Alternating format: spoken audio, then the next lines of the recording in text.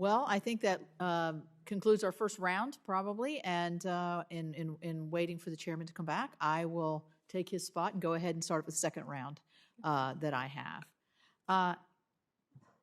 In a filing to the Federal Energy Regulatory Commission last year, the EPA, quote, recommended that attention should be paid to the costly irreversibility of constructing natural gas pipelines.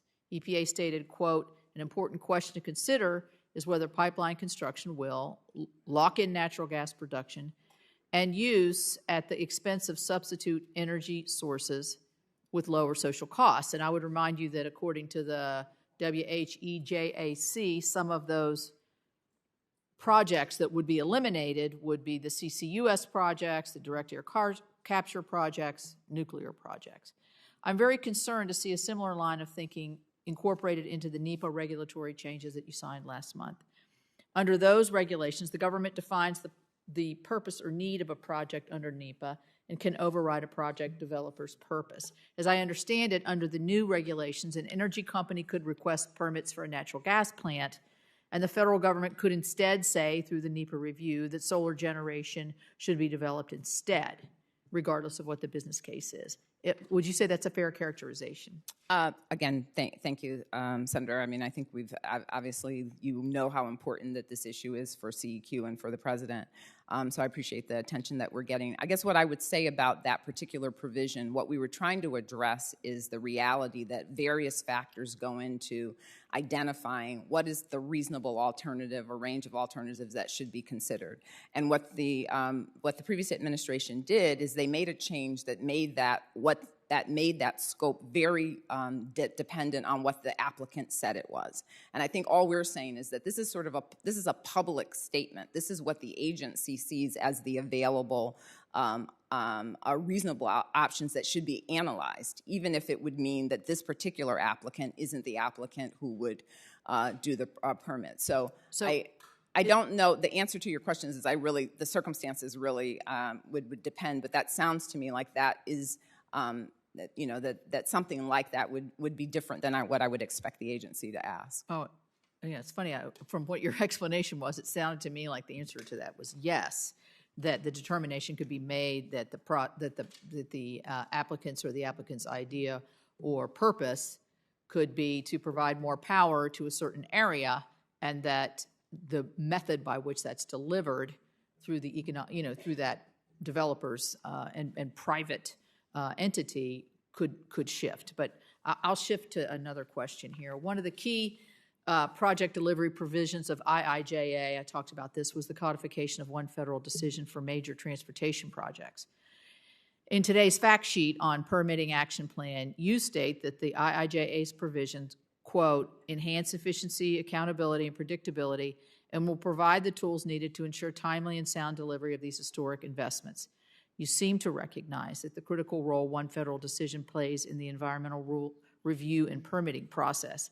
So as you move forward to phase 2 of your update for NEPA, do you commit to keeping the elements of the one federal decision as part of these regulations? Well, thank you for that question. I mean, I think what I can commit to you on a rulemaking process, Senator, is that we will certainly have discussions about what is included in that rule and reflect the fact that you've made this request.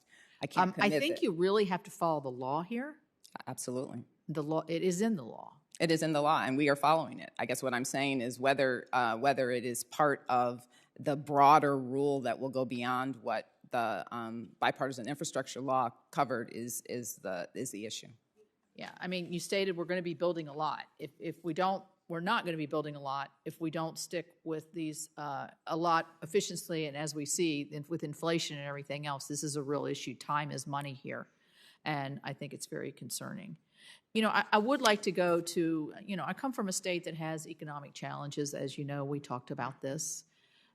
We have communities of real downturn and hopelessness. And the statistics that just came out on drug deaths today, I read 108,000, I think it was, Americans lost their lives. Unfortunately, our state is subject to some of that.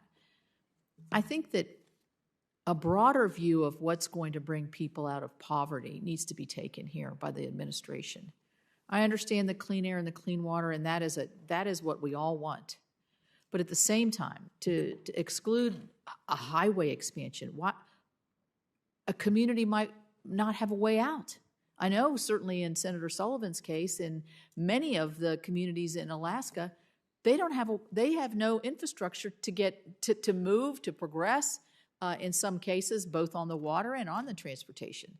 So I think a broader view of how this can open up communities and pull people out of poverty, which is ill health and everything else, drug addiction and everything else that goes along with that sometimes, is what I think a lot of us are trying to make the point that you can't exclude communities who have been treated poorly and that we want to have them treated like the golden rule. You have to have all the options on the table here. And I know you said we got to listen to these communities, and I know you're listening to the communities, but there's conversations that go on with the communities who want to have cheaper energy, who want to have the availability of power costs that are going to be reliable and that are going to be there for them and for their children when they grow up in and around. You know, I'm from a small area. A lot of our folks don't want to move from where they are. So the solutions, I think that's the frustration that I feel as listening to the testimony, is the narrowing of the view of it almost gives me an impression of, I know better what's for you than what you know is good for yourself. And so I would just ask you to kind of take that thought with you as part of my impressions today. Thank you.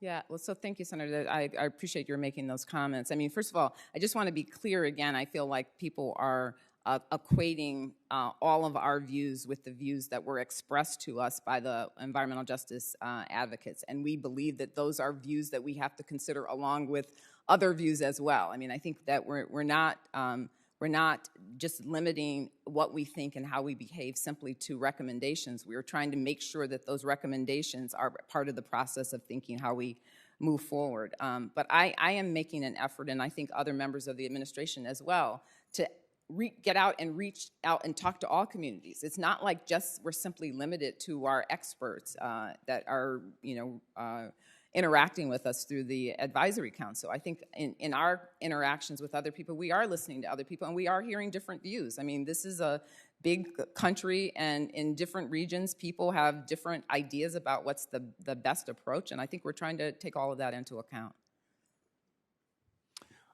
Thank you for presiding over this hearing well. I had run and vote. I think we have some more votes coming up. This is my second